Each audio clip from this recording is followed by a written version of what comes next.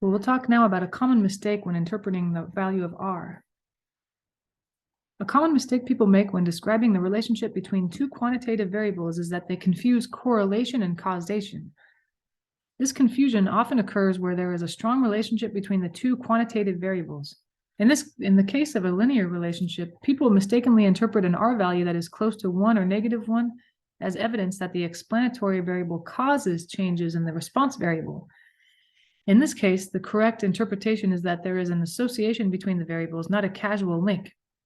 In other words, the explanatory variable and the response variable vary together in a predictable way, but this should not be interpreted as a cause and effect relationship.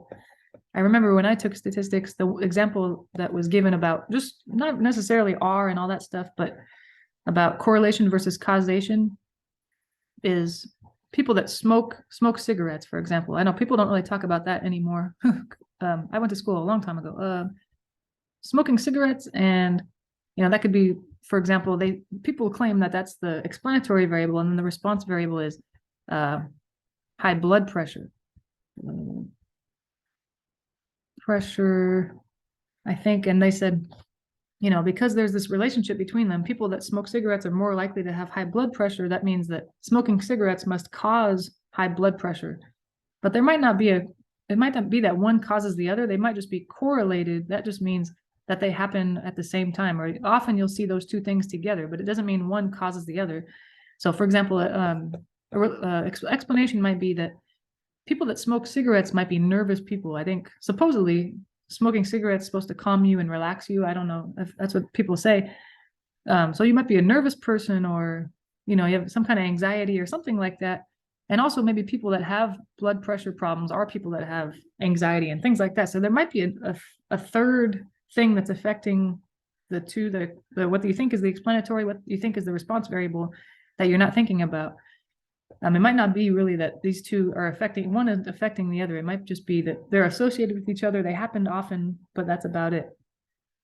That's the example that I was thinking of, because that's the one I learned when I was a student. Anyway, the scatter plots below show the relationship between the number of firefighters sent to fires and the amount of damage caused by fire. So yeah, if someone, your boss, if you were a firefighter, said they didn't know about correlation versus causation, they'd say, hey, these people, they're sent into fires, and sent into a lot of fires, but also there's a lot of damage from those fires. So I'm gonna tell those people they can't work here anymore because they're creating too much damage. But really, it's not the firefighters that are causing the damage. It's the more fires they go into, of course, the more damage there is. But it's not because one's affecting the other, I don't think.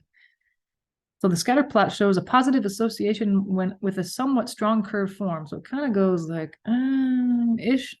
I don't really do a great job, but technology would do a great job of finding a curve that does it. An increase in the number of firefighters is associated with an increase in the damage done by the fire. Can we conclude that the increase in firefighters causes the increase in damage? Of course not. A third variable is at play in the background, the seriousness of the fire, and is responsible for the observed relationship. More serious fires require more firefighters and also result in more damage. The seriousness of a fire is a lurking variable, also known as a confounding variable. So that's kind of like that cigarette or smoking cigarettes and high blood pressure thing. Maybe the lurking variable or the confounding variable, something that's actually affecting both the X and Y that no one thought of, is anxiety or someone that's nervous or something like that. Now we'll look at a figure that'll help us visualize the situation. All right. So there's a lurking variable, something that maybe the researchers haven't thought of, or maybe they have thought of it and they're just, I don't know, they haven't included it in the study. The lurking variable is the seriousness of the fire. The seriousness of the fire is the thing that causes the number of firefighters to go up, but it also causes the amount of damage to go up. It's not, and the study makes it seem like, oh, the number of firefighters is causing the damage to go up, but really there's just an association between the two. They're correlated, but they're not caused by each other. So that we can probably make a similar one if we wanted to for that smoking one that I came up with. Something like anxiety, this one might have more than one lurking variable. Yeah, you can probably think of other things that might make someone have high blood pressure, but also want to smoke for some reason. The lurking variable, anxiety, or something to that effect. It not necessarily causes someone to smoke cigarettes, but that might be someone's answer in their mind. I'm going to smoke cigarettes and relax myself. Of course, there are better ways to relax, but like I said, back in my day, a lot of people smoked cigarettes when I was, yeah, cause, and then this way, cause also high blood pressure. Yeah, people that smoke cigarettes might have higher blood pressure than those that don't, but it's only because of the type of person. It's not because of the cigarettes causing that, or I don't think having high blood pressure would cause you to smoke cigarettes. You know, I don't think either of these causes the other, but there might be some lurking variable that would confound it, or a confounding variable.